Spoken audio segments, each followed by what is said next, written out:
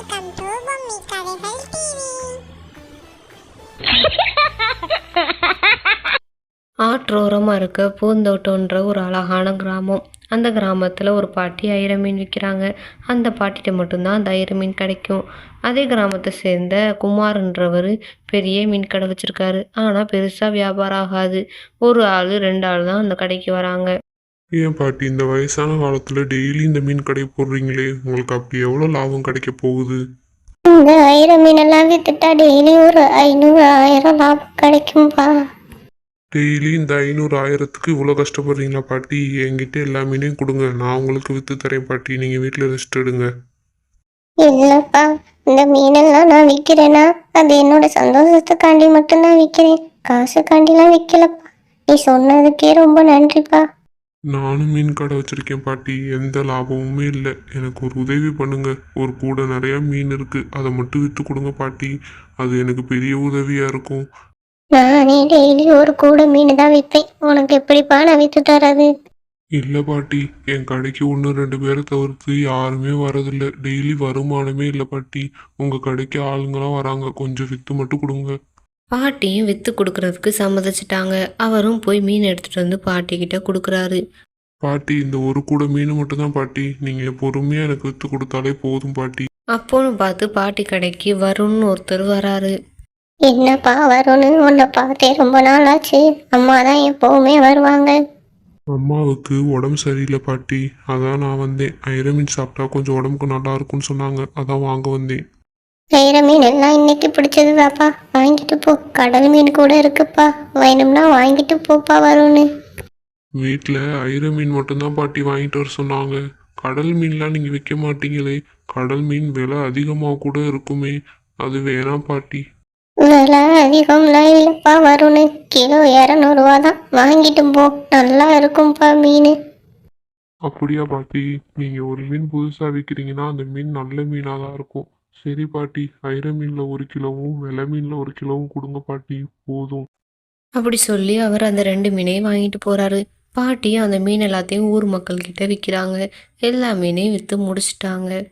தங்கம்மாள் பாட்டி மீன் விற்ற காசை அந்த குமார் கிட்ட கொடுக்கறதுக்கு போறாங்க. தம்பி குமார், நீ கொடுத்த மீனெல்லாம் வித்தாச்சு, இந்தப்பா காசு. ரொம்ப நன்றி பாட்டி, என்னுடைய எல்லா மீனையும் விற்று கொடுத்ததுக்கு.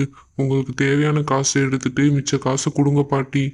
இருக்கட்டும்ப்பா குமார், இந்த உன்னோட மீனுக்கான காசு எனக்கு வேணும். விற்று கொடுத்ததுக்கு ரொம்ப ரொம்ப நன்றி பாட்டி. போ கிளவி போ, உன்னோட கடையை காலி பண்ணுறதுக்கு தான் நான் உன்ட்ட மீனை கொடுத்தனே. அந்த மீன் ஃபுல்லாக அழுகி போன மீன். என்னப்பா இன்னும் நான் கடையே திறக்கல, அதுக்குள்ள எல்லாரும் வந்துட்டீங்க. எதுக்கு பாட்டி உங்ககிட்ட மீன் வாங்கி எங்க குடும்பத்துல இருக்க எல்லாரும் சாகுறதுக்கா? ஏம்மா காலையிலே இப்படி பேச, என்ன ஆச்சு? ஏன் எல்லாரும் இவ்வளவு கோவமா இருக்கீங்க? உங்ககிட்ட கெட்டு போன மீனை வாங்கிட்டு போய் சமைச்சு கொடுத்து என் பிள்ளையும் வீட்டுக்காரரும் நைட்டு ஃபுல்லா வாந்தி எடுத்து முடியாம இருக்காங்க.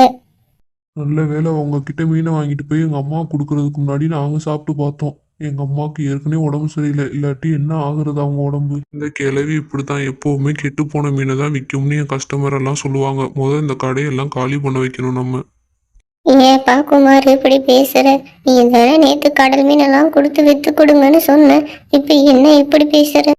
ஐயோ, நான் எங்க உங்ககிட்ட கொடுத்தேன்? என்ன அப்படியே உங்ககிட்ட பழி சொன்னா என் பக்கம் திருப்பி விட பார்க்குறீங்க?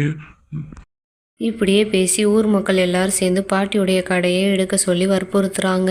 பாட்டிக்கு ரொம்ப மனசு வேதனையா இருக்கு. சரிப்பா, நான் இந்த கடையை எடுத்துடுறேன், எல்லாரும் என்ன மன்னிச்சுக்கங்க. என்னைக்குமே நான் உங்களுக்கு கெடுதல் நினைக்க மாட்டேன்பா, எல்லாரும் என்ன நம்புங்க.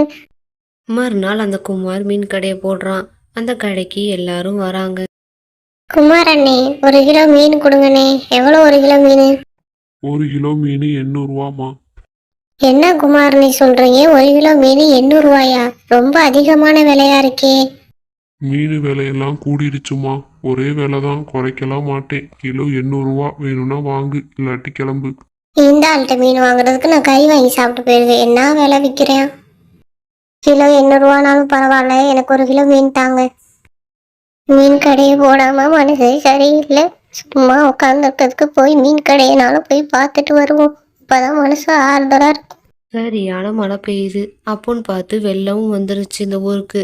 ஆனாலும் மாரி பாட்டி அவங்க மீன் கடையை பார்க்க போறாங்க. அப்போன்னு பார்த்து வெள்ளத்துல குமார் மாட்டிக்கிட்டாரு. அவருடைய கால் பாறைகளுக்குள்ள மாட்டிக்கிச்சு. பாட்டி தான் உதவுறாங்க. என் கையை பிடிச்சுக்கிட்டு மெதுவா காலை எடுப்பா குமாரு. நான் செஞ்ச தப்பெல்லாம் மறந்து நீங்கள் எனக்கு உதவி செஞ்சதுக்கு ரொம்ப நன்றி. நீங்கள் இல்லாட்டி நான் இன்னைக்கு என்ன ஆகியிருப்பேன்னு தெரியாது. எடுப்பா குமாரு, நல்ல வேலை நான் வந்தேன். நீங்கள் எதை நினச்சும் கவலைப்படாதீங்க பாட்டி. நாளைக்கே நான் ஊர் மக்கள்கிட்ட எல்லா உண்மையும் சொல்லி உங்கள் கடையை திறக்க வைக்கிறேன். குமார் அந்த ஊர் மக்கள் எல்லாரையும் கூட்டிக்கிட்டு பாட்டியோட கடைக்கு வராரு. தங்கம்மாள் பாட்டி, எங்களை மன்னிச்சுக்கோங்க. இப்போதான் குமார் எல்லா விஷயத்தையும் சொன்னாரு. நீங்க எப்பவும் கடையை வைங்க பாட்டி, நாங்க உங்ககிட்டயே வந்து வாங்கிக்கிறோம். இதை கேட்டு தங்கம்மாள் பாட்டி நல்லபடியா கடையை திறந்துட்டோம்னு சந்தோஷப்படுறாங்க.